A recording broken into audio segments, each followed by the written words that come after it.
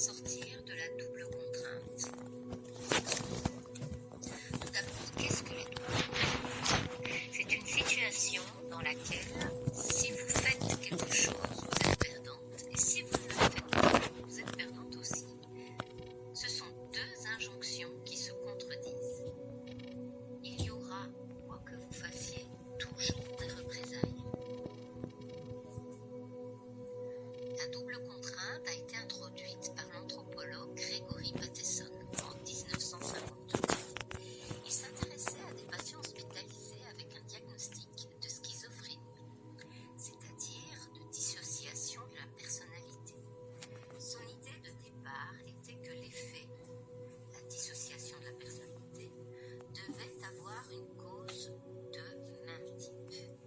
Il avança l'hypothèse que la cause de la maladie devait se trouver dans une façon particulière de communication familiale basée sur l'émission de deux obligations ou injonctions contradictoires. Selon Bateson, le caractère dissociatif de ce type de communication serait à l'origine de la dissociation de la personnalité. L'exemple type d'injonction paradoxale est l'ordre suivant. Sois spontané. Car si l'on essaye d'y obéir, on ne peut plus être spontané. Et si on refuse d'obéir non plus. Ce type d'ordre met la personne qui le reçoit dans une situation psychologiquement inconfortable. Le résultat de l'une ou de l'autre action, obéir ou ne pas obéir, aboutissant chacune à ne pas satisfaire l'ordre initial, c'est-à-dire ne pas être spontané. Ces travaux ont été repris par Paolo Alto. La double contrainte consiste, pour une personne, à être mise dans une situation où, quelle que soit sa manière d'agir ou de réagir, elle ne pourra que faire une erreur et elle sera reprochée.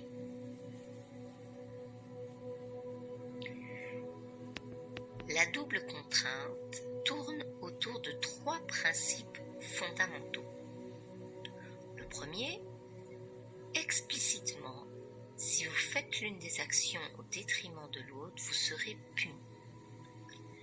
Le deuxième, implicitement, si vous ne faites aucune action, vous serez puni. Et le troisième principe, vous ne pouvez pas échapper à la situation. Lorsque l'on vous donne une contrainte, vous ne pouvez pas y répondre sans désobéir à la deuxième contrainte. Exemple. Vous décidez avec votre partenaire qu'à partir de maintenant, vous allez vous dire lorsque l'un ou l'autre a fait quelque chose de blessant ou de déplacé et que vous allez agir en adulte en vous disant les choses franchement. Le lendemain, votre partenaire vous dit un truc du genre « Mais qu'est-ce que t'es conne, t'as vraiment rien dans la tête, hein ?» d'un air amusé. À ce moment-là, vous lui exprimez que ça vous blesse et il vous répond « Oh, c'est bon, je te dirai plus rien, t'as pas d'humour, hein ?» Résultat A. Dans cette situation, le problème n'est pas réglé.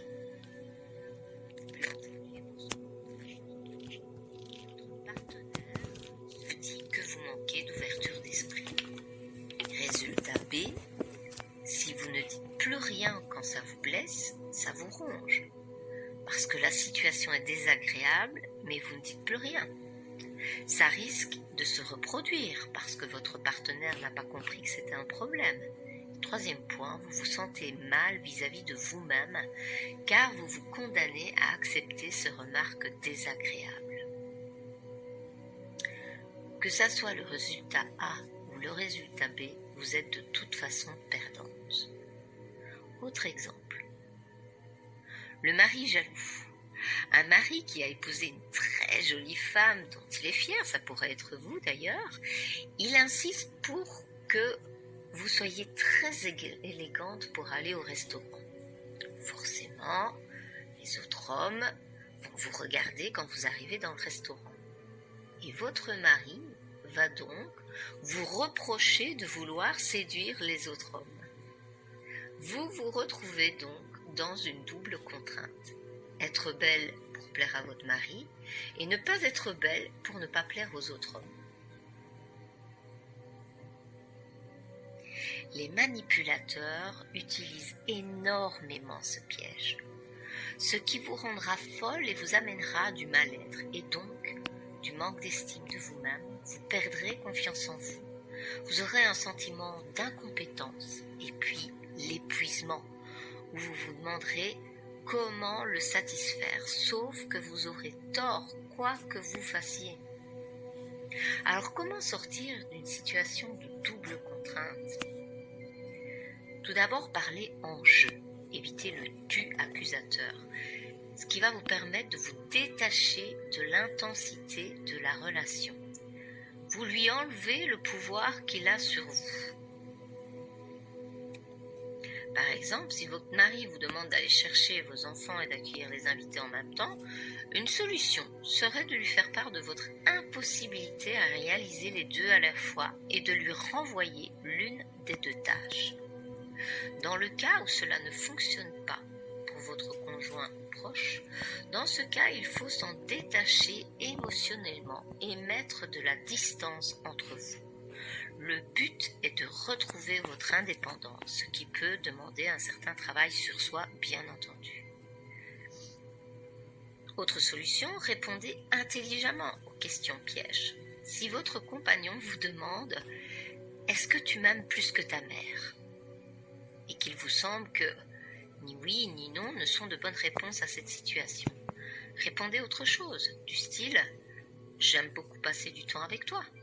Et si la personne insiste, vous pouvez ajouter que ce n'est pas comparable, tout simplement. Ensuite, énoncez clairement les messages contradictoires. En prenant du recul face à la situation, vous allez vous rendre compte que vous êtes face à un choix qui ne vous permet pas d'être gagnante. Donc, si je fais ça, ta ta ta ta, et si je fais ça, ta ta ta ta. Donc, tu viens de me dire que si je fais ce que tu veux, ça t'énerve, mais que si je ne le fais pas, tu t'énerves quand même. Et surtout, prenez conscience que vous êtes dans une situation qui vous piège. J'espère que ce podcast pourra vous aider, en tout cas à prendre conscience lorsque vous vous retrouvez dans une situation de double contrainte. Je vous dis à très bientôt, prenez soin de vous.